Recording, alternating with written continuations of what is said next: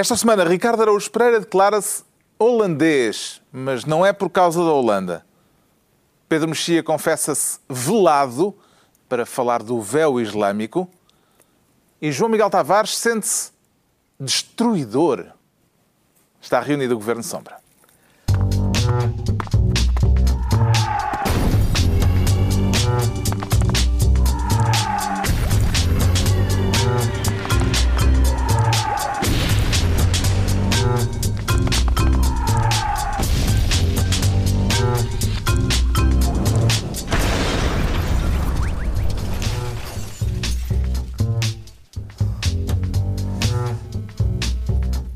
Viva, sejam bem-vindos no final de uma semana em que, depois do debate do estrago da nação, o Presidente da República reuniu o Conselho de Estado, de onde saiu mais um apelo ao consenso. Falaremos disso mais adiante neste Governo Sombra. Antes distribuímos as pastas ministeriais e o João Miguel Tavares quer ser Ministro das Cascatas. Isso já são planos para as férias, João Miguel Tavares? Não, Carlos. Antes fossem. Está a pensar ir visitar quedas de água? Não, porque isto é do género de quedas de água que não somos nós que vamos ter com elas, são elas que vêm ter connosco, infelizmente. Então que cascatas é que temos aqui por perto? Sim, como toda a gente já sabe, porque todos nós em Portugal já somos pequenos especialistas no domínio da economia, o Grupo BES está organizado em forma de cascata. O Banco Espírito Santo está cá em baixo, depois está o Grupo Espírito Santo lá em cima e depois pelo meio há outras pequenas cascatinhas, como a Rio Forte e o Espírito Santo Financial Group e o BESI, aquelas coisas todas que nós temos ouvido muito falar e que boa parte das quais estão em falência técnica. Mas o que é mais divertido nisto é que essas cascatas já estão a inundar outras partes da economia portuguesa. A PT sofreu esta semana a exposição à situação tóxica do BES. Exatamente. E qual foi a consequência imediata disto? A consequência imediata foi que o valor das ações recuou para níveis de há 20 anos. Portanto, quando se vive no país... os parceiros brasileiros da PT não gostaram da brincadeira. Exatamente. E isso para as pessoas perceberem, porque nós às vezes ouvimos falar aqueles números, não é? A gente ouve falar em 900 milhões e a gente não sabe qual é que é o peso que 900 milhões tem nestas coisas. Mas nós estamos a falar de um empréstimo. A PT investiu em papel da Rio Forte, que é uma das tais empresas em cascata do Grupo BES, e investiu em papéis de curto prazo 900 milhões de euros.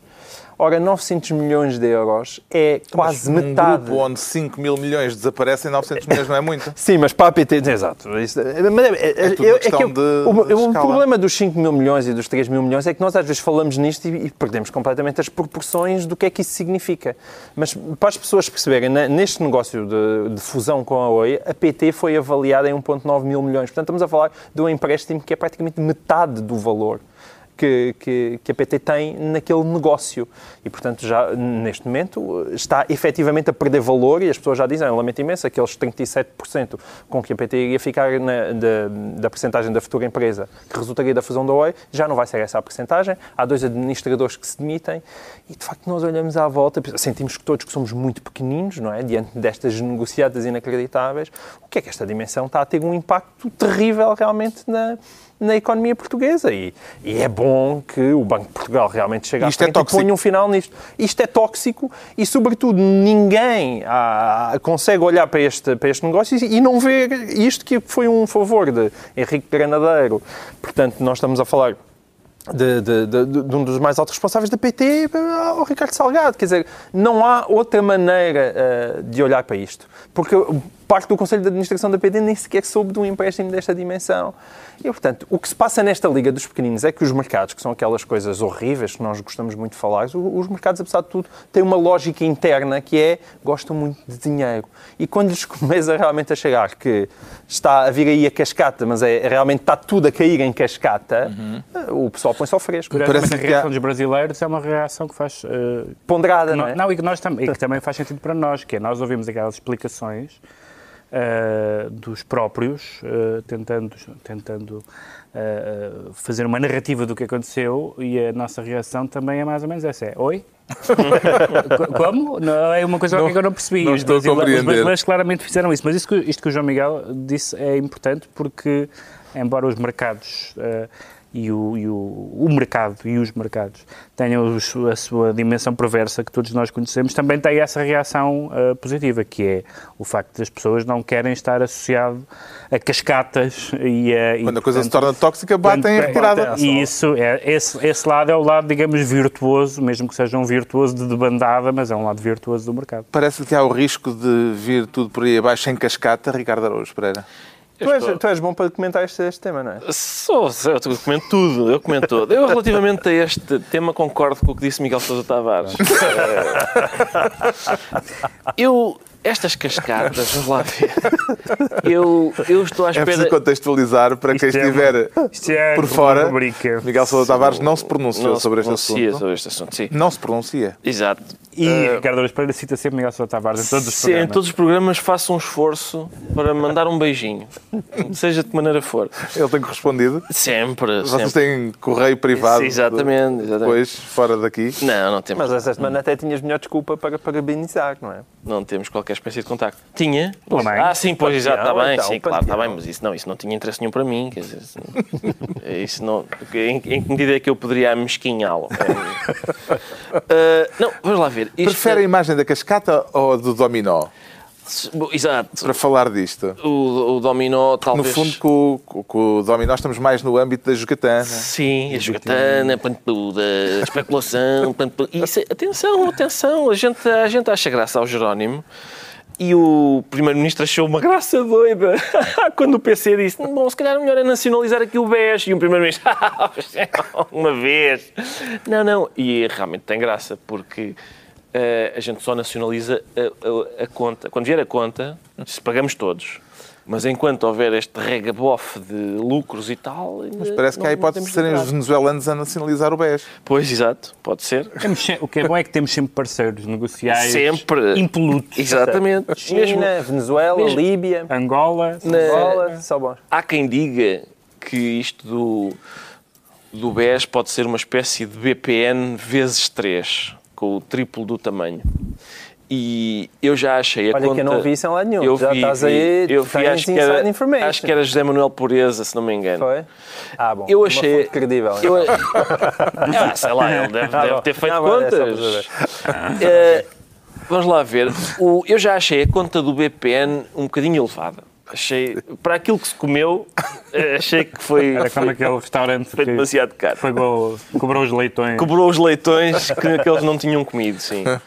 Agora, se este é vezes 3, tenho muito receio. Tenho acompanhado com muito interesse. Supostamente o BES está protegido, o banco em si está protegido. Por quem? Por nós. Mas é mais grave. Não é por nós nós. protegemos a banca Supostamente a exposição ao grupo mas é o que se diz, atinge 900 milhões de euros e, portanto, mesmo que se fizesse um buraco de 900 milhões de euros, naquilo que é a dimensão do BES, isso não abalaria o banco. Eu não faço ideia quais são as contas finais, mas há um caso, há uma dimensão em que o BES é mais grave que o BPN, que é o facto de o BES ter sido o banco que mais claramente nos últimos anos, sobretudo desde o colapso do milénio,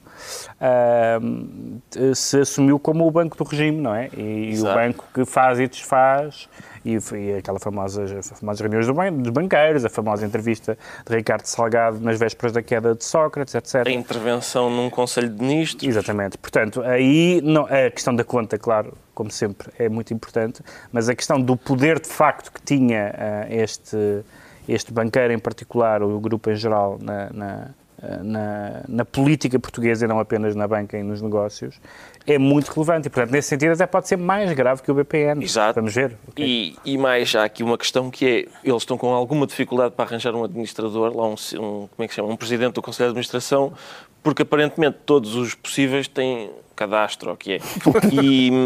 Não é cadastro. Não é cadastro, não é que estupidez. Não é. Não quer dizer que não merecessem, mas não é. É um... É daqueles termos em que é preciso não dizer cadastro o que é. Estão envolvidos em... Sim, mas há um certo cuidado verbal nestas coisas que às vezes também se torna um bocadinho irritante.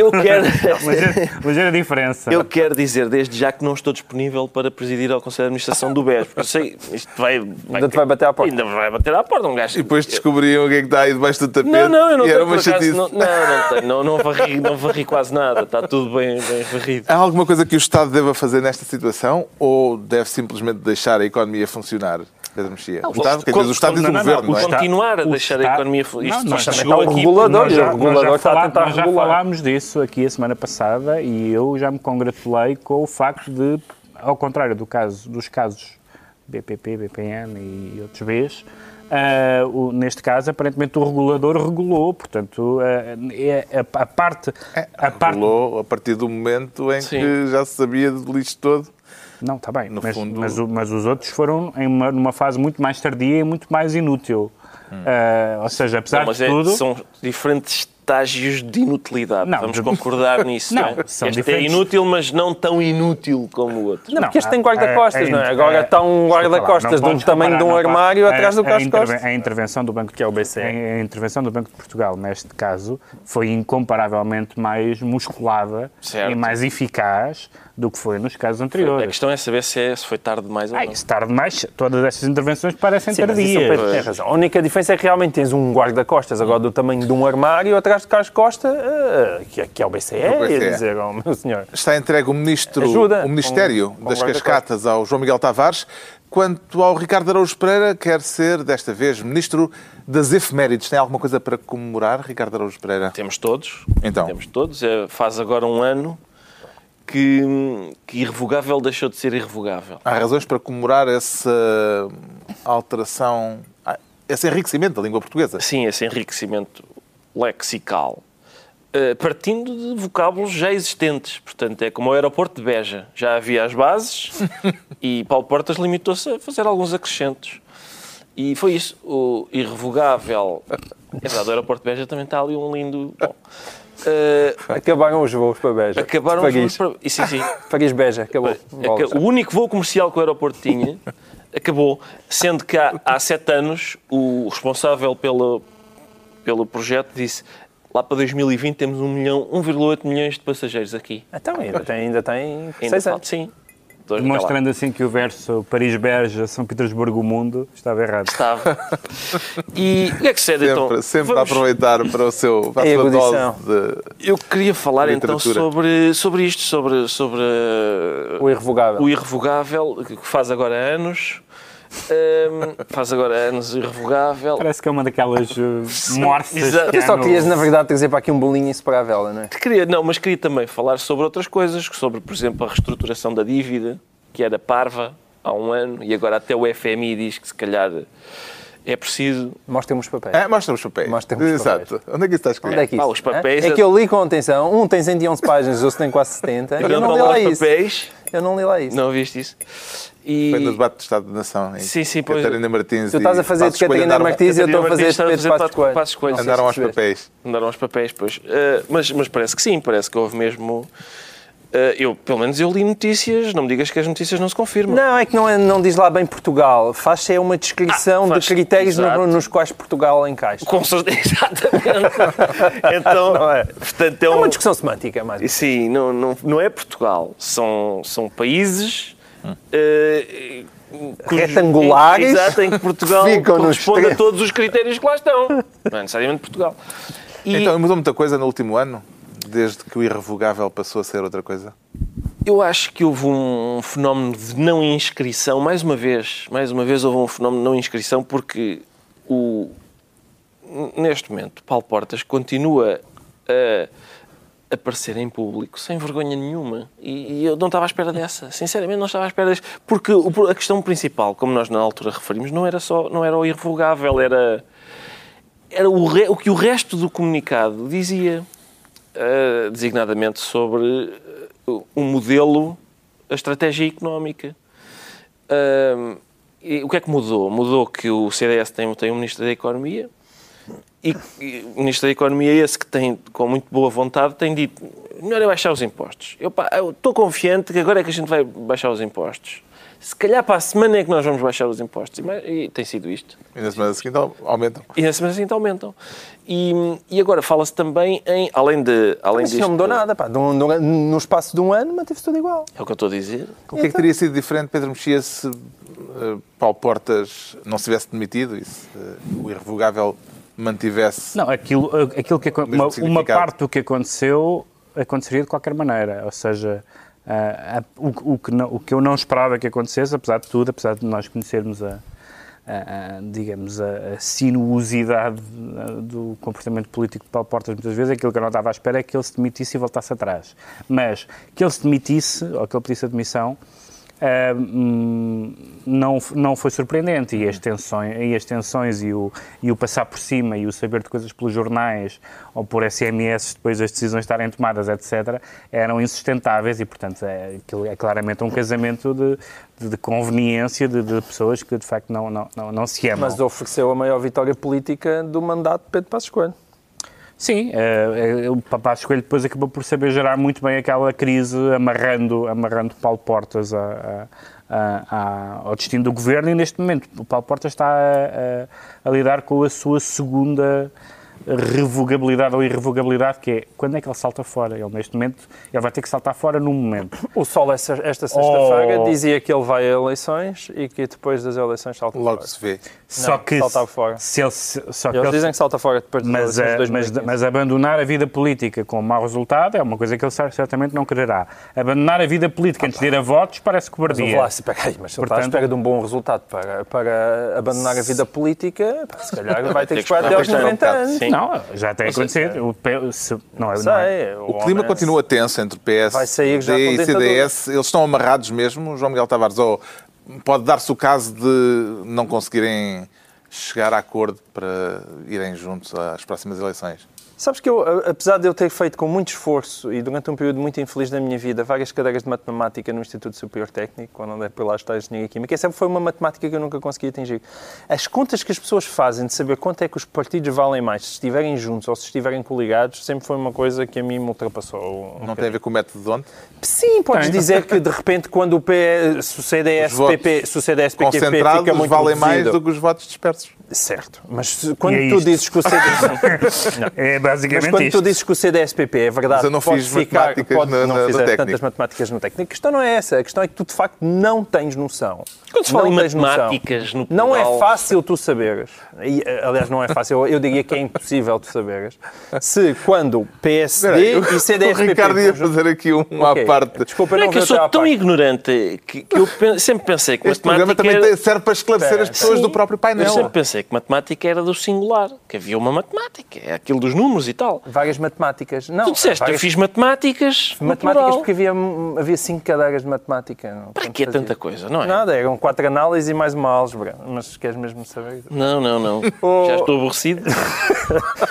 Agora, a matemática, eu sei o que é método tonto. A matemática que eu me refiro não é essa. É tu saberes se eles sozinhos, quando tu os somas, se de repente vai PSD e CDS sozinho, quando somas aqueles PSD mais CDS, vai resultar num número maior de quando tens PSD mais CDS juntos. Essa matemática é que eu nunca soube fazer. E aí é que tu estás a falar do peso relativo de cada um dos partidos. É evidente que tu, por um lado, dizes, bem, quem tem mais então a perder por esta lógica é o CDS-PP. Pode ficar tão reduzido que nem sequer vai caber num táxi. Ou melhor, que o táxi já fica largo. Agora, o PSD é que parece que anda a insistir mais que o CDS-PP para dizer, decidam-se lá se vêm ou não vêm connosco. Portanto, eu diria que é uma matemática um bocadinho inútil. Há matemáticas mais gigas para fazer. Se o CDS for sozinho às eleições, consegue pelo menos fazer aquele número de Paulo Portas de ser o polícia bom. Certo. E de deixar tudo o que é do polícia mau em cima. Parece-me uma boa análise. E atenção, por outro lado, por aquilo que tu estavas a dizer, a lógica anterior é, sim, mas por outro lado corre mais riscos porque ao ter uma menor votação pode ficar ainda com menos representado do que existe neste momento. E o outro cenário, que é uma matemática que é o PS ganhar com a maioria relativa e depender dos deputados do CDS, mesmo que sejam poucos. Sim, essa pode ter, mas aí também tens os partidos de esquerda todos agora. Então agora tu ainda não sabes com quem é que António Costa se quer coligar. Mas, ou seja, isto é uma... Estás a dar um salto, deste agora um bocadinho de salto, com quem António Costa se quer coligar foi um pequeno...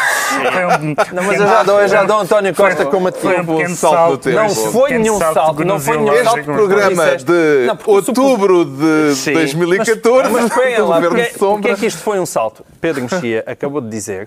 Então, e se o PS tiver um resultado tal que pode precisar do CDS-PP para se coligar, para ter uma maioria absoluta? Logo, não pode ser António José Seguro, porque com António José Seguro jamais o PS terá um resultado que apenas sirva ao CDS-PP para ir a algum lado. Eu só tenho medo de uma coisa, que é, eu li isso no Sol, que o Porta está a pensar em sair a seguir às eleições. A questão é se as pessoas acreditam, quando ele disser, bom, agora vou sair, Porque é como é o rapaz que gritou demissão. É como o rapaz que gritou lobo, mas este é com demissões. É possível que ele diga, bom, e agora saio. E os jornalistas não liguem. Continuem. Mas, ouça, como líder do CDS, o que é que lhe parece? E continuam sempre a perguntar-lhe, sempre a interpelá-lo como líder do CDS. O Ricardo Araújo Pereira é então ministro das efemérides. E o Pedro Mexia quer ser ministro da adjetivação. Só quer tutelar os adjetivos, deixa de lado os substantivos e os advérbios. Pedro Mexia. Sim, acho que como repudio essas classes de palavras, prefiro só os adjetivos, porque... Isto é a propósito de uma sentença do Tribunal de Faro? Sim, é uma sentença de uma... Em que o queixoso era Macário Correia. O queixoso era Macário Correia, porque Macário Correia disse que os militares eram ociosos e houve um militar... Aliás, foi um oficial da Marinha. Da Armada. Um oficial da Armada. Suponho que no Facebook. Não tenho a certeza. Na internet, na carta aberta da internet. No blog, ou coisa que o valha. Sim. E que escreveu... Chamou-lhe Pacóvio Provinciano. Pronto. E disse que falou em relação a Macário, lembrando-lhe a sua estúpida e insultuosa verborreia de escroque. Ao que Macário podia ter apenas respondido: quem diz é quem é. Porque estúpida e insultuosa verborreia de escroque. Como é que convém dizer quem é que acusa de verborreia? A frase do militar, uma pessoa que utiliza esta frase. A frase do militar era uma resposta à afirmação de Macário Correia, dizendo que os militares ganham milhares de euros e passam a vida sem fazer nada. Mas vocês não ligam a melhor parte. E não fazem nenhum. Então qual é a melhor parte? Há uma passagem que não está a ter o devido destaque. Que ele diz que o Macário... Ele, oficial da Marinha... O senhor oficial da Marinha, respeitoso, diz de Macário Correia que ele se deveria limitar à pocilga que lhe destinaram e à sua pia de lavagem, deixando o prado para as outras espécies. Esta é uma pessoa... Deixando o prado para as outras espécies. Devia haver uma... É bom. Esta parte é boa. Devia haver uma providência... Eu acho que isto já não faz parte do âmbito... Devia haver uma providência cautelar. Isto já não faz parte do âmbito das competências do Ministro da Adjetivação. Já temos aqui substantivos, já temos outras. Advérbios. Mas devia haver uma providência cautelar para o uso da palavra verborreia, porque uma pessoa não pode... É muito engraçado, porque é muito comum no discurso público as pessoas acusarem as outras de coisas que elas próprias estão a fazer ao acusá-las, e este é um caso muito divertido. Mas na substância eu acho que o Tribunal decidiu bem, porque decidiu, como aliás tem decidido quase sempre bem em matéria de, digamos, de liberdade de expressão e de abuso de linguagem, casos conhecidos como o do Vicente Jorge Silva, etc., em que diz que as figuras públicas e os políticos, nomeadamente, estão particularmente expostos. Muitas vezes eles próprios utilizam uma linguagem, enfim, musculada ou também adjetivada ou aditivada e, portanto, têm que estar preparados para receber em troca a mesma. E isto é uma das coisas é um dos aspectos mais interessantes da vida jurídica portuguesa, que é bastante deprimente, é a maneira como a liberdade de expressão tem sido... Sim, não, quase sempre. Vê fundamento na queixa... Muito poucas exceções. Mas por isso mesmo dão nas vistas, por serem poucas. E aquele senhor de Elvas, não é? Que... Sim. O senhor de Elvas. Disse ao Presidente da República para ir trabalhar. Vê fundamento na queixa de Macário Correia, João Miguel Tavares. Eu nestas coisas, eu também já sofri isso, não é? Também já sofri isso e também já tive um tribunal a velar por mim e a defender a minha liberdade de expressão. Portanto, eu sou completamente pró-liberdade de expressão. Acho que os políticos têm direito a processar as pessoas. Acho que é estúpido processarem as pessoas porque acho irrazoável. Tu estás numa vida pública, tens que te sujeitar a isso. Quer dizer, eu não sei que sejam casos absolutamente que passem de todos os limites. É que isto nem sequer é um caso em que as pessoas pensam alguém me está a acusar injustamente de ser corrupto ou alguém que andei a roubar dinheiro. Não é isso. Ninguém está a acusar de facto. Era linguagem. Está simplesmente a insultá-lo. Ele achava que estavam a acusá-lo injustamente de ser pacóvio. Exatamente. E, portanto, acho que o Macário devia estar mais quieto. Aliás, tendo em conta a maneira como ele se amarrou ao pé da mesa da Câmara Municipal de Faro e quase teve de ser lá arrancado pelas autoridades que não queria sair de lá nem em pontapé, quer dizer, não tem... O que é que terá moderado mais Macário Correia, Ricardo Araújo Pereira? Ser chamado de Pacóvio ou de provinciano? Talvez a aliteração do P na expressão pacóvio provinciano, porque agride, não é? O militar vê-se que isto não é um mero insulto de caserna. Isto foi burilado. Pacóvio provinciano com estilo. Sim, há aqui Palerma, não é? Sim, dava para outro insulto começado por P, porque de facto a aliteração do P constitui uma agressão. Parece-me aqui. Mas há um insight nessa acusação, porque pressupõe a existência de pacóvios cosmopolitas. Sim, o que é muito bem observado. Exatamente. Denota uma leitura atenta dos jornais. Ele tem toda a razão, porque é possível ser provinciano e não ser pacóvio, e é possível ser pacóvio em Lisboa. Em Lisboa. Ou até à mesa do Governo Sombra. É muito provável. Agora, à mesa do Governo Sombra, sobretudo. Eu, na qualidade de pessoa que já foi absolvida em casos destes de liberdade de expressão, fico contente com a absolvição. Quem é que coloca os dedos nas feridas? Não. Pergunta lá a Pedro Mexia quantos processos é que ele já tem por liberdade de expressão. Não, mas eu aqui dou... O mundo da recensão literária não costuma suscitar processos. Nunca chamaste pacóvio provinciano nenhum. Mas eu gostava de dar os parabéns a ambos quer ao Macário, quer ao Sr. General, porque o Sr. General, não sei, é o homem não é da tropa, sei lá o que é, não sei. Mas era alguém de farda branca. O senhor da tropa, hoje em dia, tu insultas o poder e vais logo para o General. Isto foi o melhor momento desde a edição do mês passado do El País. Mas este militar, o insulto está bem construído, e o Macário, parabéns também, porque, atenção... Macário vai recorrer. Insultar malta da tropa, assim à balda, não é para qualquer um, não é? Dizer, vocês são mandriões. Macário pede 10 mil euros de indenização. Parece-lhe bem calculado o valor da indenização? Como é que está quanto é que pagou o senhor que disse ao Presidente para ir trabalhar? É isso que eu gostava... Devia haver uma tabela... com isto tudo tabelado para as pessoas saberem como é que está o pacóvio, e as pessoas consultavam a tabela e viam que tipo de insulto é que podem fazer para não andarem a insultar acima das suas possibilidades. Eu acho que pacóvio... Falta saber se ele pede 5 mil pelo pacóvio e 5 mil pelo... Talvez seja, sim, pelos dois, ou talvez... Sim, mas também é Pocilga, não é? A Pocilga, pois é. Talvez atenção, Pocilga também... Mas Pocilga não é adjetivo, portanto não está no âmbito... Não está no âmbito. Escroque também é uma palavra... Escroque também é. Escroque. E por acaso é uma bela palavra que anda a ser pouco usada. Ainda bem que... Agora, com a jurisprudência desta decisão do Tribunal de Faro, é lícito passar a chamar pacóvio provinciano a quem nos apetecer, ou só ao Macário Correia? Eu acho que é preciso esperar que transite a julgado. Sim, temos de esperar que transite. Portanto, vai ficar um pacóvio provinciano em suspensão. Mas depois disso, durante 6 anos. Esta sentença faz jurisprudência para qualquer situação em que ou apenas para Macário Correia. Ou só para Macário Correia. Temos que ler o acórdão. Eu sonho com um acórdão que diga, o acórdão deste caso que diga, e realmente o Sr. General, vamos dizer General, tem direito de chamar pacóvio... Deixa-me só fazer um pequeno à parte. É que se ele é da Armada, nunca pode ser general. Não é general, está bem. É que não há generais na Marinha. Eu não percebo de patentes, pá. Não há generais na Marinha. Mas eu gostava, ao contrário de outros assuntos. Mas continua a chamá-lo general.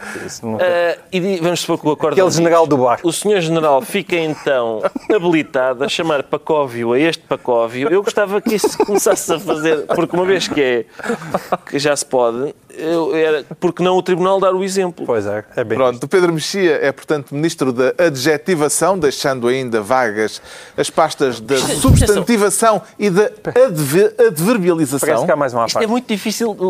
Eu acho que, se calhar, o ónus da prova devia estar do lado de Macário. Macário tem de se apresentar ao Tribunal e provar que não é um pacóvio. Mas isso é a inversão do ónus. Isso indigna. Isso é a inversão do ónus. A inversão do ónus indigna sempre Pedro Mexia. Como é que se prova que não é pacóvio? Ninguém. Não fales a inversão do ónus. Eu fico maluca da vez que não, pai, cada vez... Mas é o Sr. General que tem que provar que ele é pacóvio. É que uma vez eu fui a tribunal por ter dito que o Zezé Camarinha não era ainda um homo sapiens sapiens. E bastou-me virar para a juíza e apontar para o queixoso. Não. Agora, neste caso... Não, aí quem acusa é que tem que fazer prova. Ou seja, Macário tem que provar que não é pacóvio. Nem província. Chega da adjetivação. Daqui a pouco, a reunião do Conselho de Estado. Aqui, por exemplo, é capaz de ser preciso ter cuidado com a adjetivação. Mas antes disso, o João Miguel Tavares sente-se destruidor E com que nível de adjetivação, João Miguel Tavares? Não, quer dizer, posso ser perfeitamente um Pakov e provinciano destruidor, não me chatei nada. Sente-se destruidor? Uma vez sem exemplo. Uma vez não, pá, Pakov e provinciano é das melhores coisas que me chamam semanalmente. O João Miguel Tavares sente-se destruidor depois de ter ouvido António José Seguro dizer isto.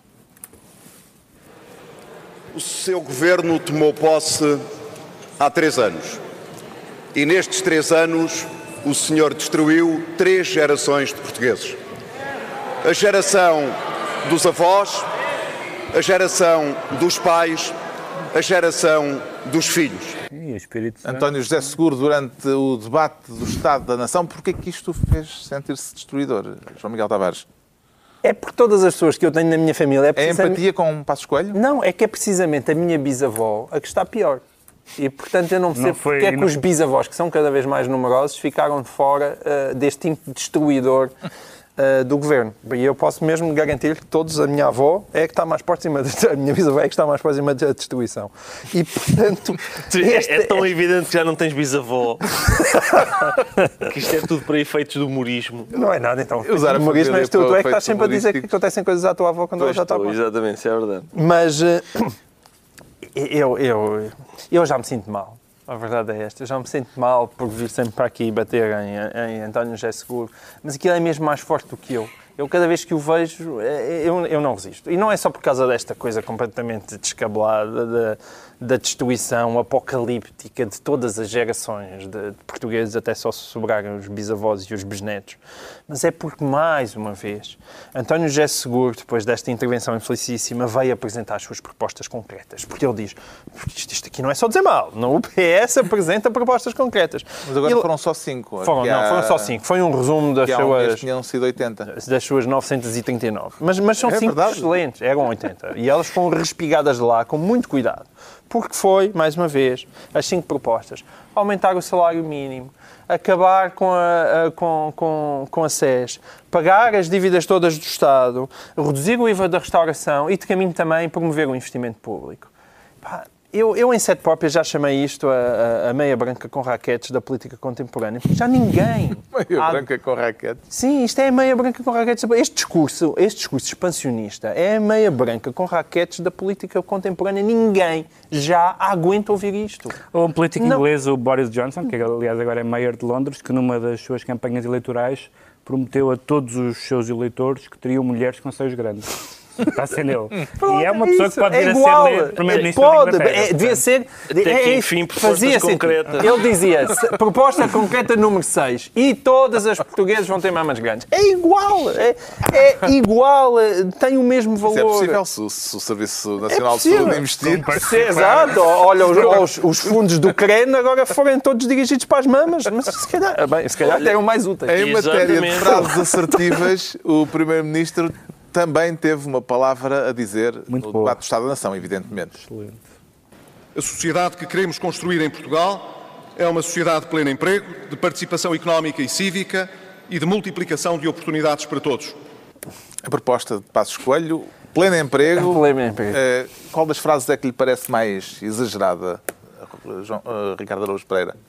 Vamos lá ver, a indignação de João Miguel Tavares é um bocadinho incompreensível para mim. Isto são políticos a falar. Quer dizer, isto é a mesma coisa que dizer, ver o Kennedy a dizer Ich bin ein Berliner e dizer não és, que eu vi o teu passaporte, isto é falso.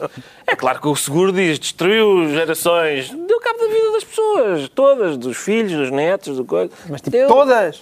Epá, Portugal inteiro. dos banqueiros não. Porque estava tudo bem até aí. Até aí estava tudo Quem é que fabuloso. disse que estava tudo bem até aí? Não estava tudo bem até aí. Não, mas é. convém um líder do PS não fazer esse número. Mas a questão é que Estava tudo bem, veio este Não, senhor. não. Mas tu percebes que eu te digo Não que estava é tudo por isso bem. que ele não passa dos 33%. É porque ele não... Este discurso já não cola. Ele que vai olhar para o Renzi, agora o novo Certo, herói da... mas este Pelo menos o incomoda Renzi parece um menos. tipo que tem vida cerebral. Este incomoda menos porque não está a fazer nada. Agora o outro diz que está... O outro está a tentar construir uma sociedade de pleno desemprego e diz que quer uma de pleno emprego, então ele começa Mas a isso tentar só o vai contrário. dizer que até os números do emprego melhoraram bastante até... Bom. Sim, mas a expressão pleno emprego Sim, é ridículo. Não, pelo amor de Deus. Não, ridículo. Não, o pleno emprego está ao nível das mamas grandes. Isso é indiscutível. Desculpa. Como assim? Como é que se pode fazer essa comparação? Não. Mamas grandes é muito melhor do que pleno emprego. E acontece mais vezes. E acontece mais vezes do que pleno emprego. É verdade. E pronto, é isso. Eu É o ambiciono, que temos ninguém ambiciona mais do que eu uma sociedade de pleno emprego. Agora, não me peças para escolher. É uma escolha injusta, de facto. Exatamente, pelo amor de Deus. E é isto que temos o povo ser espectadores. E depois eu gostei, foi da seriedade com que tu disseste isso. Porque são temas que me tocam. Enquanto estamos aqui a falar do país e tal, é tudo à balda E agora. gostarias de tocar também. Exatamente. Bom, muito pronto. triste. Então Pronto, vamos voltar. Não se aborda noutros lugares da Vamos televisão voltar ao portuguesa. assunto. E da rádio. O Primeiro-Ministro a apontar para o pleno emprego, o Seguro a dizer que está tudo destruído. O que é que concluiu depois deste debate do Estado da Nação, Pedro Mexia, acerca do Estado da Nação, propriamente dito? Nós esta semana vimos várias instituições, ou várias instituições, de alguma forma, em ação ao seu melhor e mais previsível, que foi um Estado da Nação em que o Governo fez uma situação totalmente irrealista do país e em que a oposição fez uma avaliação absurdamente catastrófica do país e uns dias depois um Conselho de Estado que demorou muitas horas e não serviu para nada. Portanto, foi uma semana política portuguesa no seu melhor, porque todas elas têm sido assim. Eu acho que se notou que António José Seguro está, desde que está acossado e está um pouco mais agressivo, ele não domina bem aquele registro. Não é? Ele não domina bem o registro do zangado. Acontece, é como cantar notas altas ou coisa do género. E aquilo soa particularmente... Desafinado? Se há coisa que ele não é um animal feroz, não é? E há pessoas que fazem animal feroz bem e há pessoas que fazem animal feroz mal. O Seguro, quanto mais feroz é, ou quanto mais feroz quer mostrar, mais embaraçoso fica na sua prestação pública. Eu acho que isso é uma coisa muito notória e, aliás, o eleitorado socialista é o primeiro a dar conta disso. Está esclarecido o que leva o João Miguel Tavares a declarar-se destruidor. Quanto ao Ricardo Araújo Pereira, sente-se holandês. Tem que se dizer assim porque não é holandês. Não. É Hollande. É holandês. Holandês. Sim. Tem a ver com Hollande. Porque recebeu um inesperado bónus. Toda a gente, e nós aqui fartámos de dizer que, enfim, que ele não era assim tão diferente de Sarkozy, até as atribulações da vida privada faziam lembrar o Sarkozy e nisto, ineditamente, Sarkozy é detido para interrogatório policial por ser um indivíduo que é pequenino, mas aparentemente tem bolsos muito grandes e em Paris não dizias isso. está bem, mas aqui é à balda. Aí, Aqui é à balda. contamos com o embaixador não ter O que se passa é uma senhora que é proprietária da L'Oréal, ou que deu gosto uns do que é. milhões, é de uma dessas coisas. O que é? Deu uns milhões valentes à campanha do Sarkozy de forma ilegal. E um senhor que já E não um está senhor cá e que foi já não está empalado. entre nós, sim, mas exato, foi empalado, deu também outros milhões. Um amigo que ele tinha, Alegadamente. que era o Gaddafi, alegadamente, isto tudo alegadamente. Como é que se diz alegadamente em francês? Alegado de mão. E o que é que sucede? E então, aparentemente, além disso, o Sarkozy terá sido avisado também ilegalmente que as autoridades estavam a escutá-lo e comprou um telefone em nome de Paul Baranosic, uma coisa qualquer, comprou um telefone com um nome falso para continuar a falar com o seu advogado acerca destas tramóias. Sucede então que nenhum... Também há um juiz lá pelo meio. O que também... Há um juiz a quem Sarkozy prometeu um bom lugar. Exato. Se o juiz ignorasse estas falcatruas no tribunal. E para si isso está tudo dado como provado. Não está dado como provado, é só o que é curioso é um balão de oxigênio para o Hollande que até ver Até ver, ainda não se meteu em falcatruas deste calibre. Nicolas Sarkozy diz que é tudo uma manobra política e que estão a tentar entalá-lo, porque ele seria um potencial candidato em 2017 à presidência francesa. Parece-lhe plausível esta versão de Sarkozy? Essas versões parecem-me sempre plausíveis ou implausíveis dentro de um grau de coerência, porque tem sido divertido ver as pessoas que disseram estão a tramar Sarkozy, possível candidato presidencial e possível hipotético vencedor de umas novas presidenciais, face à impopularidade de Hollande, quer dizer, hipotético vencedor, se não for Marine Le Pen, é hipotética vencedora. Pois, aí é que está. Há pessoas que dizem, estão a tramar o candidato presidencial, mas não disseram isso, ou não aventaram essa hipótese no caso de Strauss-Kahn. E eu vejo que disseram o contrário. Strauss-Kahn estava completamente inocente. Portanto, estes casos eu gosto de... Depende da cor do cartão partidário. Depende da cor do cartão. Eu, em geral, sou pouco pela teoria da conspiração. Acho que, tanto no caso da vida sexual de Dominique Strauss-Kahn como dos negócios de Sarkozy, nós sabemos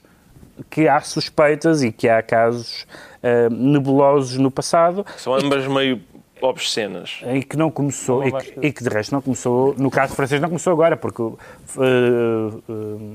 Sarkozy foi o primeiro a ser detido, mas Chirac foi investigado... Sim, mas não como presidente. Não como presidente, como maire de Paris. Não, mas é inédito, não é? Não, mas eu sei, mas quer dizer, então mas que depois foi presidente.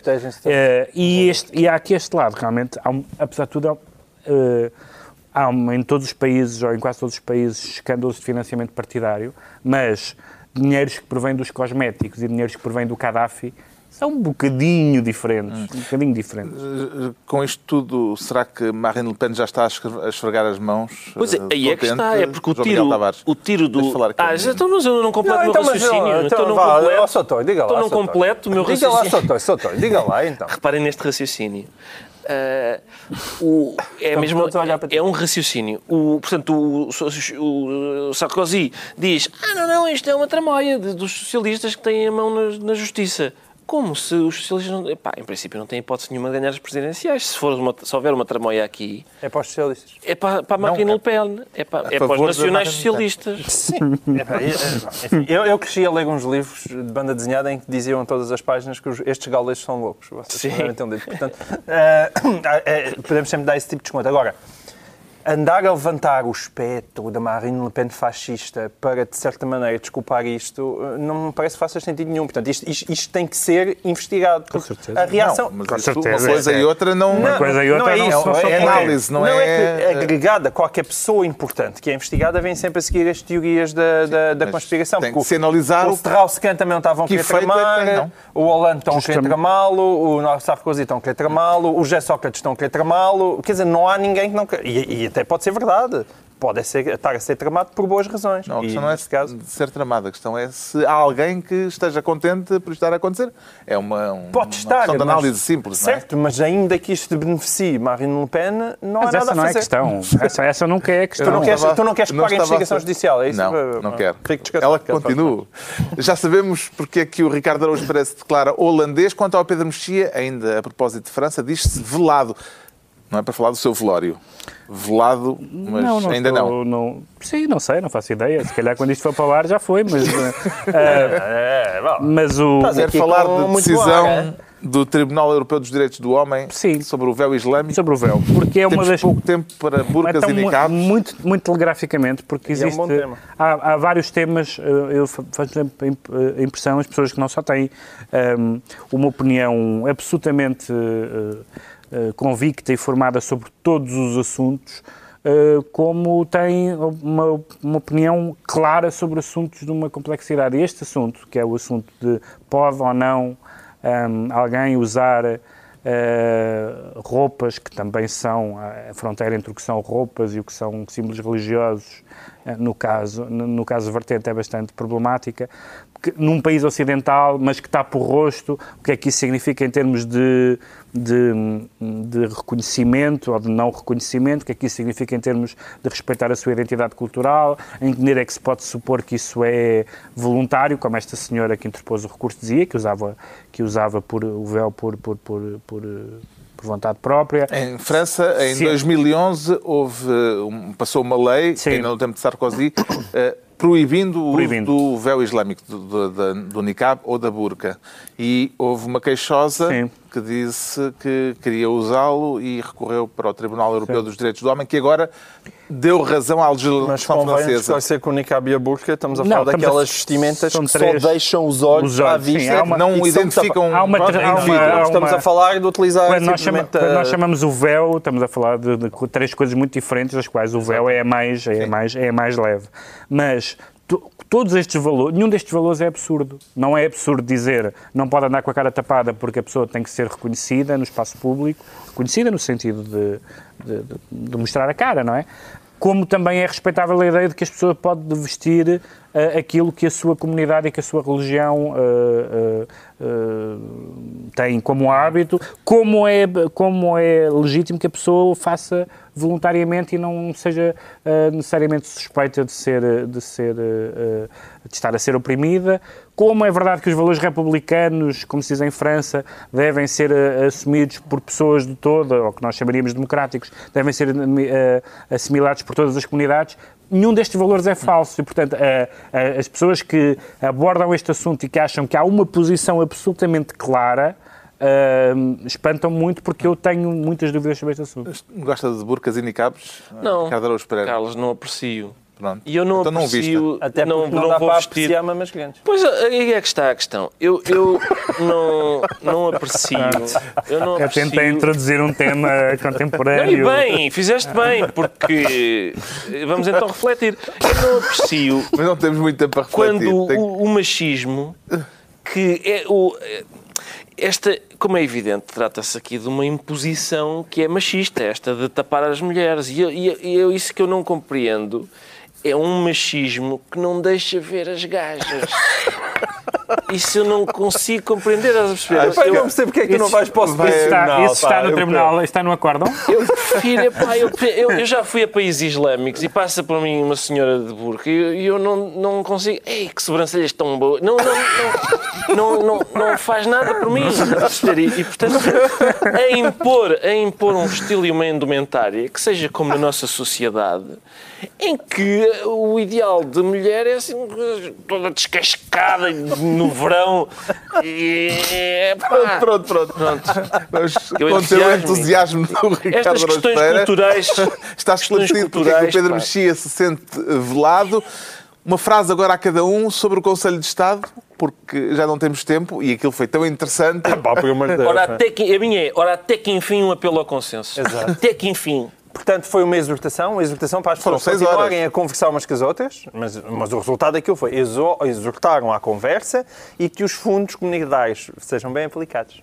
Não posso antes falar da burca e do niqab. Pedro Mexia, É tão mágico. Conselho de Estado. Não disse nada sobre o assunto. E são 6 horas 6 horas. para fazer um comunicado. Manuel Alegre saiu a dizer que vinha com fome e com sono. Fome e Como, sono. aliás, a fotografia Sim. comenta pela bocejar. Fotografia no público. Com birra. Com um comunicado que tem aquelas linhas e que diz o que já se sabia para fazer 6 horas. Aquilo deve ter sido em caligrafia, mas daquela oriental. Porque para quê 6 horas para aquilo? Deve Pronto. fazer parte de uma narrativa que nós ainda desconhecemos. Vamos aos decretos e o Pedro Mexia decreta pisca-pisca. Pisca-pisca. Porque já há um dissidente do estás a tentar ler a minha letra. Não, estou a ver se tens aí a citação. Não te metas nisso. Um dissidente dos apoiantes a António Costa, que Alfredo foi Barroso. Alfredo Barroso, que reagiu portanto, um dos 25 fundadores do PS que apoiaram António Costa e que reagiu a aquelas declarações em que António Costa, enfim, não abriu propriamente as portas a negociações com a esquerda, dizendo que não vai praticar uma política de pisca-pisca, em homenagem a Ruth Marlene. Na grande Ruth Marlene. Eles olham para a direita e pisca-pisca, eles olham para a esquerda e pisca-pisca, andam para aí a piscar a ver se arranjam conquista. E o verso... João Miguel sabe isso a cantar. Mas para quê? Eles olham para a direita. Ei, Então, tu tinhas prometido. O Pedro Mas ele está Pedro sempre fez-te a prometer. cortar a minha liberdade poética. Mas esta crítica do pisca-pisca é boa porque Alfredo Barroso diz, então, mas vale a pena todo este movimento se não se mexer no tratado orçamental, na reestruturação da dívida, na relação do PS com as empresas, na questão das privatizações? É uma boa pergunta. Pisca. É uma boa pergunta. O João Miguel Tavares decreta empatas. Empatas porque eu nunca esperei na minha vida, estamos sempre a ver coisas novas, de estar a gostar tanto de um Mundial onde muitas vezes os resultados acabam 0-0. E é extraordinário, tem sido um Mundial Os jogos fantástico. De final e tiveram muitos empates, muitos prolongamentos. Os outros foram aos prolongamentos, mas foram jogos incríveis, às vezes de 0-0.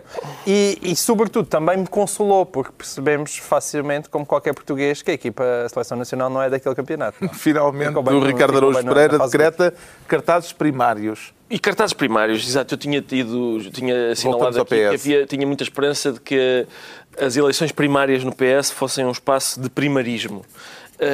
E tal está a verificar-se a pouco e pouco. O PS pôs cá fora, enfim, foi um caso de cartazes precoces, pôs uma série de cartazes publicitando as primárias do PS, primárias essas que ainda não estão bem regulamentadas, e com uma indicação, os cartazes tinham uma indicação para as pessoas irem ver o site do Partido Socialista, que não tinha nenhuma informação sobre primárias. Tinha abundantes fotografias do grande líder, exatamente.